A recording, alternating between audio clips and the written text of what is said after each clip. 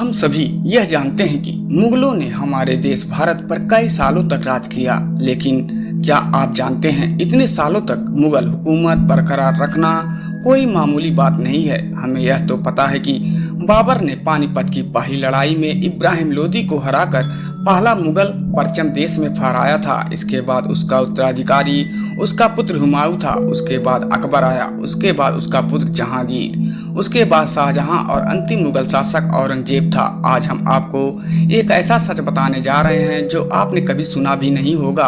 अक्सर इसका किताबों में भी कोई वर्णन नहीं मिलता है। कहते हैं ना, हर कामयाब आदमी के पीछे एक महिला का हाथ होता है। तो आज हम आपको मुगल शासनकाल की कुछ ऐसी ही ताकतवर महिलाओं के बारे में बताने जा रहे हैं जिनका इतिहास में बहुत ही बड़ा योगदान था। तो दोस्तों, अगर आप इस तरह का वीडियो देखना पसंद करते हैं और चैनल पर नए हैं तो चैनल को लाइक करें, सब्सक्राइब करें और लोगों में शेयर करें। चलिए वीडियो को आगे बढ़ाते हैं। नंबर 1, दिलरास बानो बेगम। यह नाम आपने शायद ही पहले कभी सुना होगा। दिलरास बानो बेगम मुगल के आखिरी शहंशाह औरंगजेब की पहली बीवी थी। इन्हें अपने मरणोपरांत खिताब राबिया उद दौरानी के नाम से भी जाना जाता है। इनका जन्म 1662 में हुआ था। वो मिर्जा बदियुद्दीन सफवी और नौरस बानो बेगम की बेटी थी। इनके परिणाम स्वरूप वे सफवी राजवंश की शहजादी थी। 1637 में उनके विवाह शहजादे औरंगजेब से करवा दिया गया था। कहा जाता है कि इनकी पहले ही 5 संतानें थीं और साल 1657 में संभवतः जच्चा संक्रमण की वजह से ही इनकी मौत हो गई थी। नंबर 2, मरियम उज जामनी।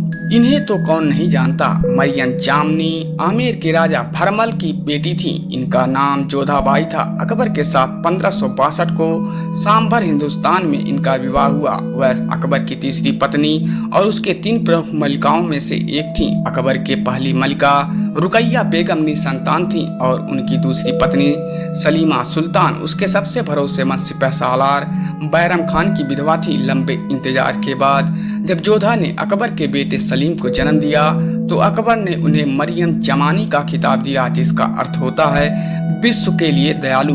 बाद में यही सलीम जहांगीर के नाम से जाना गया। यह जोड़ी इतिहास की सबसे कामयाब जोड़ियों में से एक मानी जाती है। परंतु एक राजपूती राजकुमारी का विवाह एक मुगल बादशाह से इस बात पर कई विरोध होते रहे और बहुत से लोगों ने इसका विरोध भी किया। नंबर 3, जहां आरा बेगम। माना जाता है कि जहां आरा बेगम सम्राट शाहजहां और महारानी मुमताज महल की सबसे बड़ी बेटी थीं।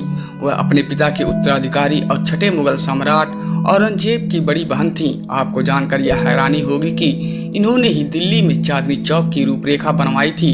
1631 में मुमताज महल की असामयिक मृत्यु हो जाने के बाद 17 वर्षीय जहां आरा ने अपनी मां को मुगल साम्राज्य की फर्स्ट लेडी घोषित कर दिया था। इस तथ्य के बावजूद कि उनके पिता की 3 पत्नियां और भी थीं, वह शाहजहां की पसंदीदा बेटी थीं और उसने अपने पिता के शासनकाल में प्रमुख राजनीतिक प्रभाव को समाप्त कर दिया था, जिसके बाद उन्हें साम्राज्य की सबसे शक्तिशाली महिला के रूप में भी आज भी जाना जाता है। नंबर 4, गुलबदन बानो बेगम। माना जाता है कि साल 1523 में गुलबदन का जन्म अफगानिस्तान के काबुल में हुआ था।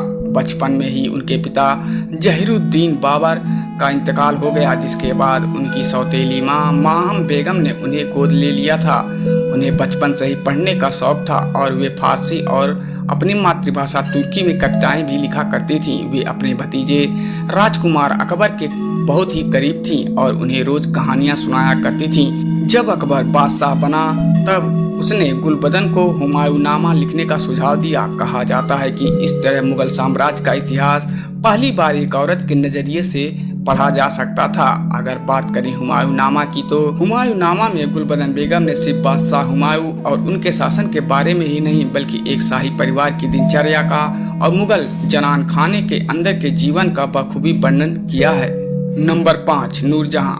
इस नाम से तो आप वाकिफ ही होंगे या कहीं ना कहीं तो इस नाम को जरूर सुना होगा। 1611 ईस्वी में जहांगीर से शादी करने के बाद उन्हें 1613 में बादशाह बेगम बनाया गया। कहा जाता है कि वह बेहद खूबसूरत होने के साथ साथ बेहद ही बुद्धिमान थीं। साथ ही वह शास्त्र कला में भी पूरा निपुण थीं। कहा जाता है कि 1619 ईस्वी में उसने एक ही गोली से शेर को मारकर गिरा दिया था। इसके फलस्वरूप जहांगीर के शासन का समस्त भार उसी पर आ पड़ा। इसके बाद उनके शासन में बहुत ही विद्रोह रहा, जहांगीर के जीवन काल में नूरजहां सर्वशक्ति संपन्न रही, लेकिन 1627 ईस्वी में जहांगीर की मृत्यु के उपरांत उसकी राजनीतिक प्रभुत्ता नष्ट हो गई। इसके बाद नूरजहां की मृत्यु 1645 ईस्वी में हो गई थी। तो दोस्तों, आप लोगों को वीडियो कैसा लगा आप हमें कमेंट करें, और हमारे चैनल पर नए हैं तो चैनल को लाइक करें, सब्सक्राइब करें और लोगों में शेयर करें। धन्यवाद।